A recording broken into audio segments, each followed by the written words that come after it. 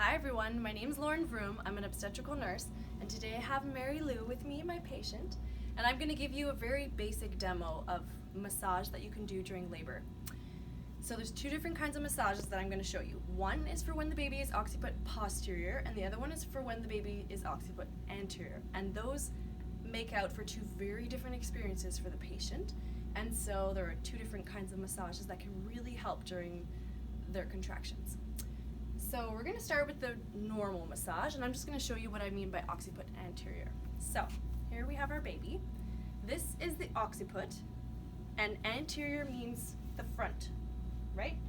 So the baby would be sitting in the uterus on the side, flexed, arms and legs flexed, and the occiput would be anterior. So as baby would come down, the occiput would come out first, which is great because the bones overlap and the diameter is small. It can fit through a 10 centimeter cervix. So baby would come down like this, the occiput would come out first, baby's head would turn, and then you'd have your delivered baby. But during labor, when the occiput is anterior, there's a lot of pressure when the head is very low in the, like sitting on the rectum, coming into the vagina. So when the patient's fully dilated and the head is really close to coming out, there's a lot of rectal pressure, so there's certain massages that can really help. And when the baby's occiput is anterior, it's a little less pressure than when it's posterior, but I'll show you posterior after. So, we went over different positions that you can take during labor. It's hard when a patient is walking, or if she's squatting down here like this, to do a back massage, but there's positions you can take with the birth ball or with the bed that can make it very easy to give a good back massage. So when the bed is at this height, is that a good height for you? Yes, as high as it goes. As high as it goes? Okay. So one of the ones that you can take is to go like this with your legs apart, and then you would lean,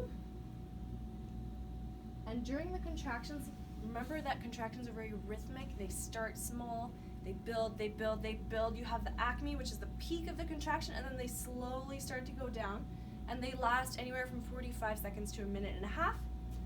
And the patient during this time is in a lot of pain, and if the baby is very low, then she'll have a lot of pressure all the way down here.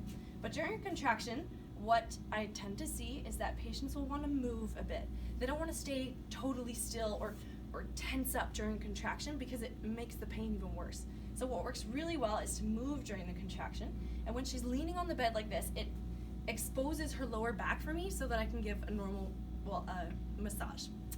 So it exposes her lower back so I can give a massage. So when the baby's occiput is anterior, which is the best position for a baby to come out, there isn't a ton of pressure here.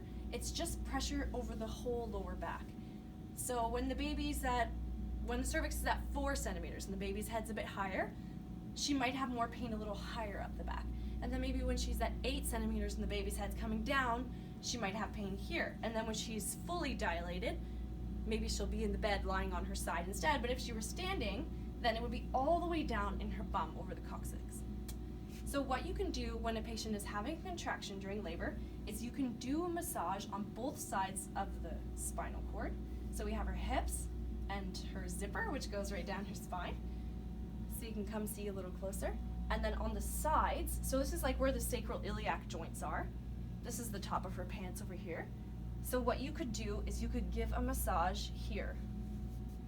And as often the patient is moving, and sometimes you can just prop your hand here and give a massage with one hand, but both is really helpful. And you would go in slow circles as the patient moves. So if you were going like this while she's having a contraction build, probably you stress her out and she'd give you a whack to get your hands away. When they're in so much pain, they don't verbalize as much. They'll just be like, get away. So you want to go with the rhythm of the contraction.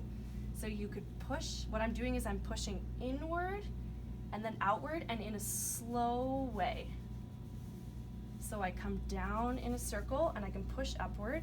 It actually helps a lot when you push towards the spinal cord, because if there's a lot of pressure back here, then you would push like that and then outwards, and as the patient moves, you could still go with them. What helps a lot is if you have oil and it's on their skin, it works a lot better than over clothes. So you can just kind of move with them and try to give good pressure. So you might think that this is gonna help, but when they're having a contraction, what really helps is that you start off a little softer, and as the contraction builds and you see it get stronger and stronger, you would push harder. I usually sweat when I'm doing massages. So you would push hard against them as they were having the contractions. You can do small circles, you can do slightly bigger circles,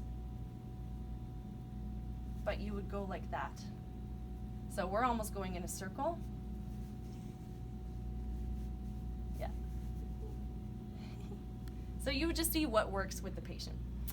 If, you could stand up for a sec, if the baby is occiput posterior, this looks totally different. The patient is usually moaning, they're in such excruciating pain because when the occiput is posterior, which means you have your baby like this, the occiput is posterior like this. So the occiput is going to be towards the back, which means the diameter coming out of the vagina is a lot bigger than this one, right? Now we're at this diameter, and this occiput, which sticks out like this, is now pressing on the spinal cord. So it's very painful. When I have patients that say they want to push and you do a vag exam and they're at 5 centimeters, my first question is always, are they occiput posterior? Because the pressure is so bad in the back. So I'll just show you on Mary Lou's back, if you lean over a bit. So if she was at 4 centimeters, she would have intense pain a little higher up on the back, maybe around here. And then 5, and with 6, and with 7, it kind of moves down as the baby comes down. As the cervix dilates, the baby can come lower down into the pelvic cavity. And then the pressure kind of moves from like the lower back down to the sacrum and then into the coccyx. And it's extremely painful. So there is one thing that helps more than anything from what I've seen, and that's called counter pressure. So even if the patient is in bed with an epidural, and you would think that the epidural would freeze everything from here down, the contractions, the pressure and everything, but the epidural doesn't take away the pressure, it takes away the pain of the contractions. So with an occiput posterior baby, this pressure continues. So the best thing that you can do for your patient if they have an OP baby, occiput posterior baby, is counter pressure. And counter pressure means you follow the spinal cord and you ask the patient, where do you feel the pressure? So they might tell you, they can point back with their arm here, or over the sacral area, and then eventually it's over the coccyx. So what I would like everyone to practice is that you find her hips. The sacral area is the buttocks. Right at the top of the crack, you're gonna feel that the spine comes down, and then the sacrum to the coccyx kind of goes in a bit. So at the bottom of the spine right here is the sacral area. So this tends to be where the most pressure is, even though it might start a little bit higher. Probably it will start a little higher and then move there. But what you want to do, instead of with the previous massage where you go like this in circles on both sides, which would help, and you can even, with the normal massage, you can go up the patient's back because they don't have pressure in a particular spot. It's just kind of pain everywhere. But with the occiput posterior, they're going to tell you right here. The pain is right here. So what you want to do is you ask them, where do you feel the pressure? And when they point to here, you basically take the palm of your hand, place it over the spine where that pressure is, and when she has the contraction, you start by giving a little bit of pressure, and as the contraction builds, you put a bit more, and you put a bit more until, honestly, at the peak of the contraction, you're pushing as hard as you can. And the idea is that the baby's occiput is going to be here, so it's pushing against her spinal cord. So what you want to do in return is push back against it. It's like you counter, which is why it's called counter pressure. It's like you counter the pressure the baby's head is putting by putting your own pressure to make it feel like it's less pressure. So Mary Lou, how about you tell me where your pressure is? Right there. Right there? Mm-hmm. Okay, so what I would do is as the contraction starts, I would start to press lightly, and then as it builds, I would go stronger, and I usually use my other hand to prop myself, because if you just do this, it's hard to follow them, it's hard to get a good strength, so I usually put a hand on a hip, and then I press with my palm, and you see how my circle is just tiny. It's a tiny little circle right over the spinal cord, and I basically do a small one like that, and I get stronger, and I push harder and I push harder. Usually I'm like this with patients because I need to push so hard to counter that pressure. And then as the contraction starts to come back down, you release the pressure until it's just soft. And then you can tell when it's done, or they'll tell you it's done. And then you can just massage them in between if you want. That could be very therapeutic for them. But when the contraction comes, this pressure right along the spinal cord gets really intense. So you need to make sure you start off soft, and then as it builds, you push harder, and you push harder, and you follow the flow of the contraction. Don't go doing this. This is just stressful, and it doesn't help.